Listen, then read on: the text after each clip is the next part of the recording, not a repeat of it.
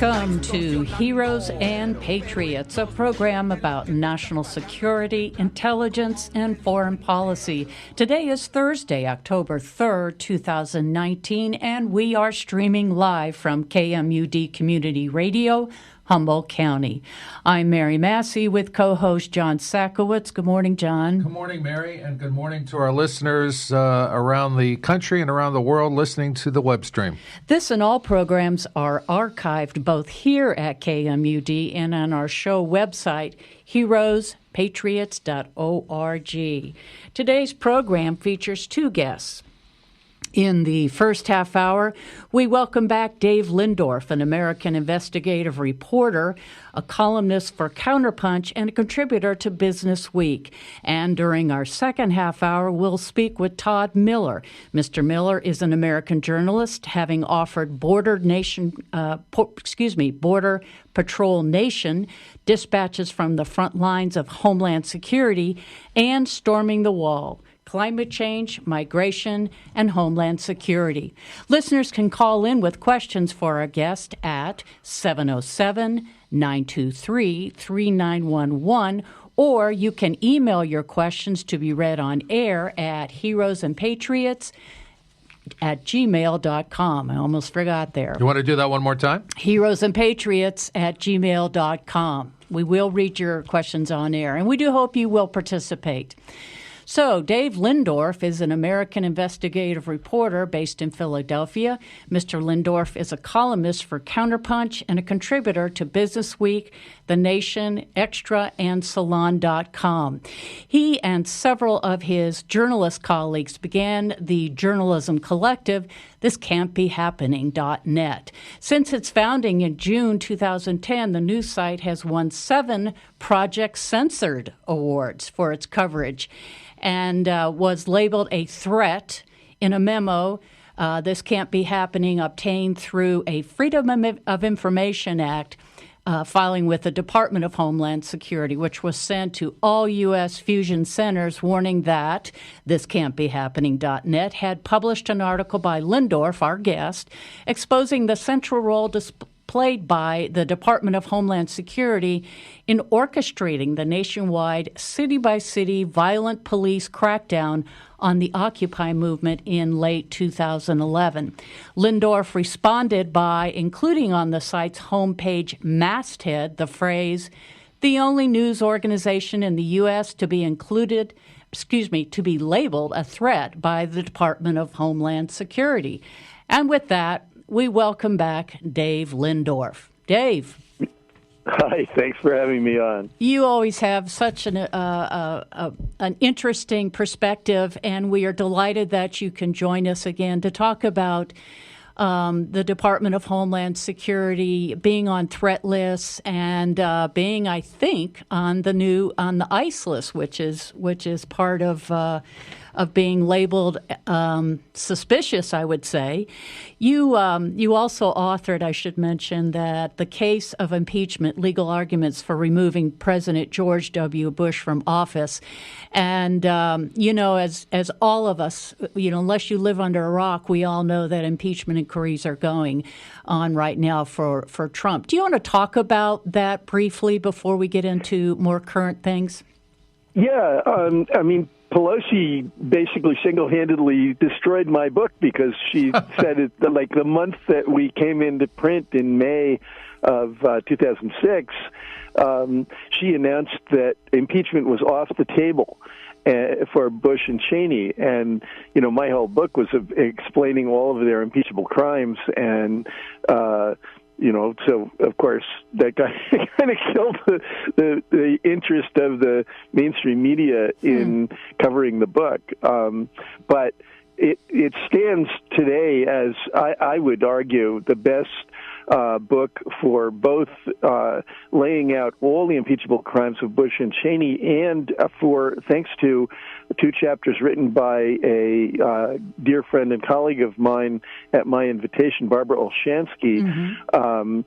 it is also the best place to turn if you want, a really scholarly history of impeachment and how it got written into the Constitution and how it was followed over the years, and also a laying out of the law and what it actually, what the case law that's developed over the times that impeachment has been used. Barbara did a terrific job. She was, at the time, the lead attorney for all the cases that lawyers were handling on a volunteer basis for detainees at Guantanamo. Mm-hmm.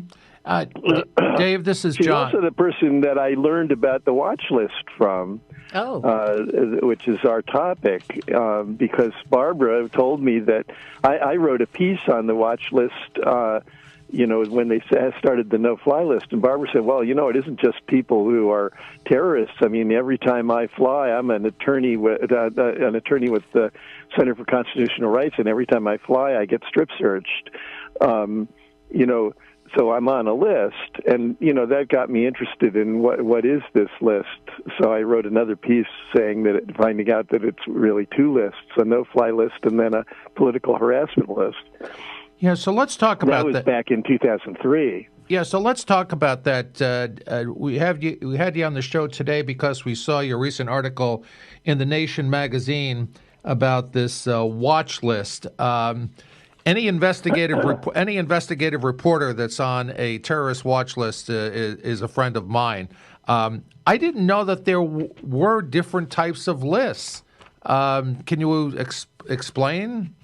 Yeah, I got this from a press person for the Department of Homeland Security, a guy named, oh God, I'm drawing a blank, Brian, it'll come to me in a minute. Anyway, he was a named guy. He talked with me, and so I had been on the list. I discovered, I'll back it up. I got on the list, discovered I was on the list the first time when my wife and I flew to Vienna in March of this year. She was invited to perform a concert on harpsichord and piano for Austrian state radio. It's like their government radio station. And so I went along for the ride since she had the free hotel and all I had to do was pay for my airfare. So the first inkling that something was weird was I couldn't get my boarding pass the night before for the flight out. And it said you have to get your boarding pass at the airport. Now you're in the States, or where are you? Yeah, in the States. Okay. And my wife got her boarding pass fine on the computer, but when we tried to get mine, I couldn't get it. So, which meant we couldn't get seats together, blah, blah, blah. So I got to the airport, got my boarding pass. I went normally through the TSA check, went normally through the change in Heathrow to a domestic, as it were, EU flight to Vienna, and spent a week there. She did her concert. Then, the night before the flight home, I went on the computer to get my boarding pass. And again, it said that I couldn't, she got hers, I couldn't get mine. And I had to go to the international airport in Vienna to get my pass in the morning. So we got there, and I got my pass, but and both passes, the one for Heathrow at the change too. So then we went to Heathrow. We were transiting from the domestic Terminal 5, I believe it was, to Terminal 3 for the international flight home. And on the way, there was a boarding pass identity control where you just automatically ran scanned your boarding pass. Right. And I did. My wife went through first, and she went through, and then I put mine in, and it flashed invalid boarding pass. So I was told by a security officer that was manning that station that I had to go back to a transit desk to get a new boarding pass printed, and he said that should be fine. So I went there, printed it. They printed it for me, and then they stamped it with a red ink stamp that said ICE in capital letters security. Oh. And I said, wait a minute. I thought I was in England. This is an American agency. You're stamping on my boarding pass here. What's going on? And the guy said, oh, this means you're on a watch list from your Department of Homeland Security, sir. So I took the thing and thought, that's interesting. So I went back to the transit checkpoint, and it let me right through. We went into the terminal, main lobby, got lunch. Our gate hadn't been listed yet. We ate a nice lunch, and then as we were getting up to look at our gate, which had just been announced, and head out with our carry-ons, there was a broadcast announcement on the entire PA system for the terminal, maybe for the whole Heathrow Airport, I don't know. It said, David Lindorff, please report to your gate early for a special security check. So now everyone in the terminal knew that Dave Lindorff was a suspect of something, So we walked over there all the way to the end of one of the terminals, gate 99. We get there, I announced myself, and the guy said, oh, sir, you have to go downstairs. And he gets on the phone, on his walkie-talkie, and says, Lindorff's here. So I'm thinking, this sounds ominous, My wife says, I'm going with him. And the guy said, yeah, you can go with him, ma'am. She was afraid I was going to get carted off. So we go downstairs, and there's two steel tables and two British security guys standing behind them, and they said, put your suitcase and your computer bag on the table, please, and to take out your computer and any other electronic equipment and put them out on the table. So I did it, and they ran this machine with flashing lights over my computer and my bag and everything, and then another one over my hands. And I said, what's all this about? Oh, my. He said, we're checking for explosives, sir. Right. And so I said, okay, explain something to me. I'm a 70-year-old American journalist with a national reputation and no criminal record, and you're checking me for explosives? And he said, we don't think you're a terrorist, sir. Your Department of Homeland Security has said we need to do this. So, they checked me, and then they said, okay, you can go. And my wife, bless her heart, she says, well, wait a minute. I have the same kind of suitcase as my husband's. How do you know that this isn't his suitcase and that you just checked mine? And the guy says, ma'am, we were only asked to check your husband. We weren't asked to check you. Just get on the plane. So, I said, in other words, this is not about airplane security. If you really cared, you'd check my wife's suitcase, too, just to be sure. This is political harassment. And he said, at that point, we know you have problems in your country, sir. I said, I get it. I'm a journalist. My government doesn't like journalists. And he said, just get on the plane. So we get on the plane, and I went home. I didn't do anything about it that time. I just thought maybe this is some fluke, And I had a lot of other stuff going on at the time that I was working on, so I just forgot about it. But I had to go back in late June for a film project we're doing on actually a fascinating guy, Ted Hall, who's kind of generally unknown as having been the other spy at the Manhattan Project who gave the secrets of the bomb to the Russians. Ted was the youngest scientist at Manhattan Project. He was 18 and hadn't gotten his bachelor's degree yet in physics from Harvard, but he got invited there on the recommendation of his Harvard physics professor to Oppenheimer. And he ended up working on the trigger mechanism for the plutonium bomb that was the Trinity bomb and the Nagasaki bomb, and had decided in late 44, that he had to give the secret to the Russians because it looked like the U.S. was going to come out of the war with a monopoly on the bomb and use it everywhere, including a lot of bombs on Russia. So he just on his own, no connection to any other spies or the Russian spy system. He found a spy through some sort of Woody Allen-esque escapade in New York, and told them he had the secrets to the bomb. And they verified that it was true, and he wasn't, setting them up for an arrest, and he never got caught. So he's dead since 99, but I was going there to do a film project interviewing his 90-year-old widow and her daughters. And so at the end, my son, who was one of the videographers on this project, and I went to Heathrow to fly home.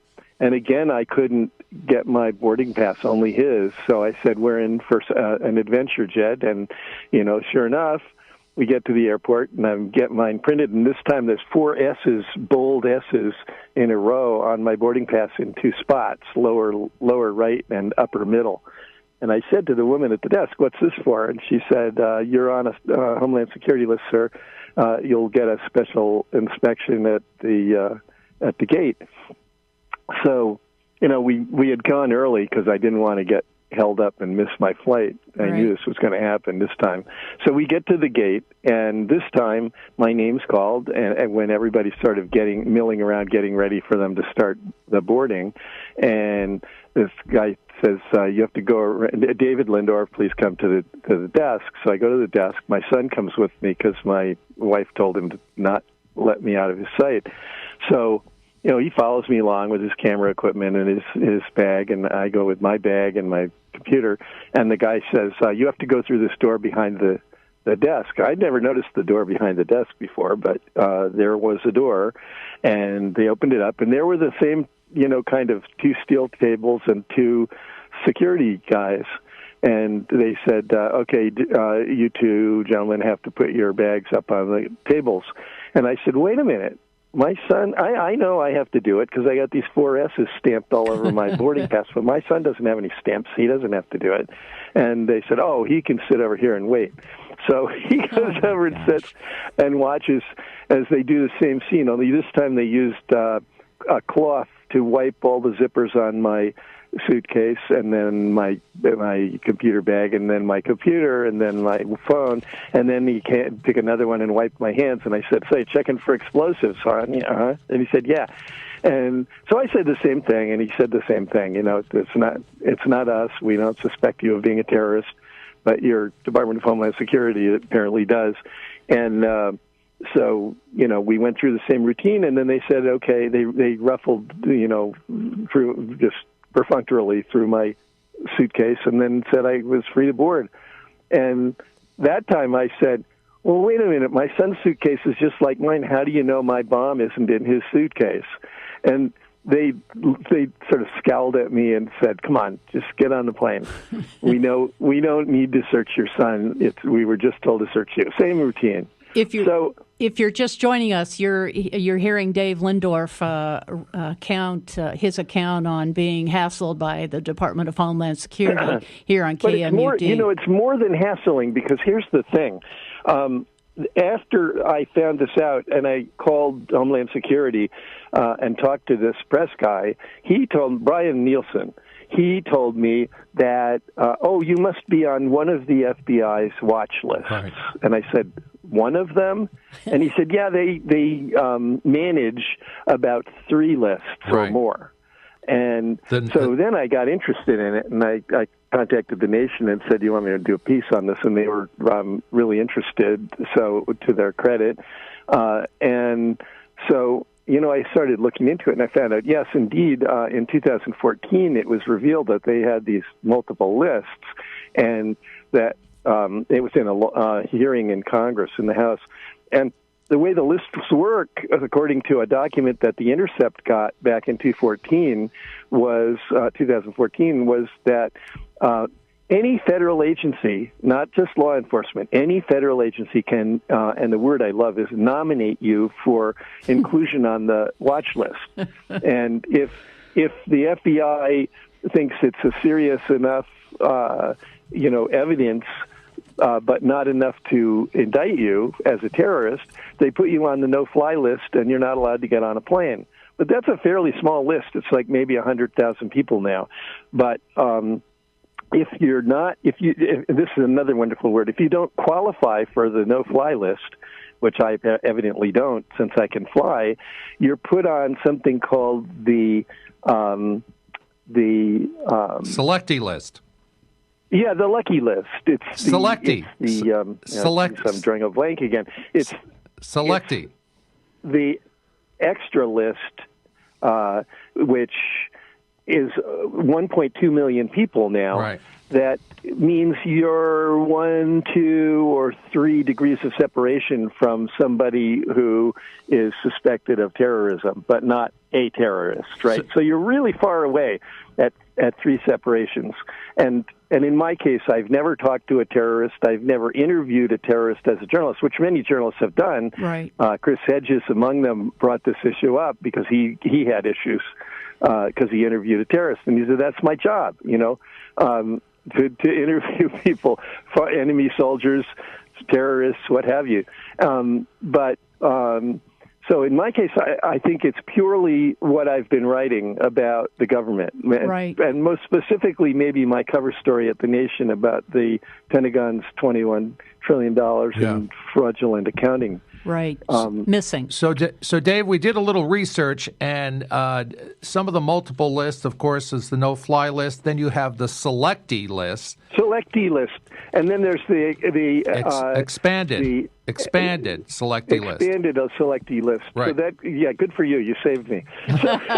So, there's this enormous list which is expanding exponentially, and now where it gets really interesting is that a judge just a few weeks ago I think it's the Fourth Circuit in Virginia, federal judge ruled that the lists are unconstitutional on 2 grounds. He found one was that it's completely arbitrary how you get on it, because they have no guidelines at all. I mean, one person from the federal government, in my case it might have been the press officer for the Pentagon, could put you on it, and not give much of a reason. The FBI is supposed to investigate it, but they admitted that 98% of the time they don't investigate. And I know they didn't investigate me because anyone they called would have told me that they'd been contacted. Right. So, they don't think I'm a terrorist, and that's not what it's about. It's about harassment. But here's the real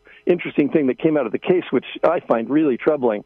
That list is made available by, as stupid as it is, and useless in terms of fighting terrorism, it is provided to all law enforcement agencies in the United States, thousands of law enforcement agencies, state, local, and federal, and to over 500 law enforcement agencies abroad, and to 60 intelligence agencies abroad. So, I could go out, drive out of this parking lot I'm sitting in right now, make an illegal right turn or, a rolling stop at a stop sign, get stopped by a cop, and they could run a make on me and find out I'm on a terror watch list. Wow. And I could quickly find a very benign, interaction with a police officer turn into being thrown on the ground, face down, stepped on with a knee, and having my arms wrenched behind my back. And, it could get worse and worse. So before they would maybe find out that I'm not really a terrorist. Well, so, you're and this could happen to 1.2 million people. Okay, so the New York Times reported on September 4th of this year that this federal district court judge in Alexandria, Virginia, said that this was unconstitutional. So what does that do to this selectee list and expanded selectee list? Are they voided, or how do you get your name off? There's no precedent value to a district court ruling, only an appellate court ruling, and then only within the circuit of that appellate. So for it to be a nationally significant decision, it would have to be, upheld at the Supreme Court or not accepted as a case. If it was let stand at the appellate level or even the district level, if everybody backed it, it would become law in the United States. But it's a long way from getting there. Okay. It was a very well-worded decision by a judge who's not particularly liberal. And, who knows how it would go at the Supreme Court. There's a lot of sort of libertarian justices there. But usually the right-wingers have, and even some of the more liberal members have national security trump civil liberties. So I just don't know what will happen to it.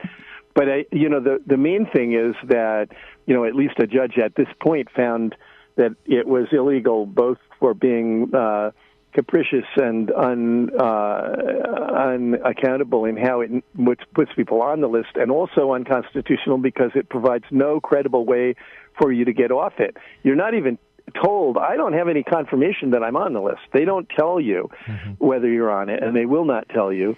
And they also won't tell you what agency reported you and put you on it in the first, nominated you in the first place. So you can't go and get that corrected either because you can't find out who did it. Well, you have the distinction of being the only news consortium or collective that is a threat as determined by the Department of Homeland Security. And we are unfortunately out of time, but I would like you just to briefly give that website address where folks can read about your experiences, see what you're writing about, and go from there. What is that email? Well, I'm very grateful. It's This Can't Be Happening, with no apostrophe, obviously, one word, This Can't Be Happening, written out, .net, N-E-T, that's important, not .com or .org. So, Dave, if we have listeners who are experiencing the same thing that you experienced with being on one of these lists, can they contact you at that site?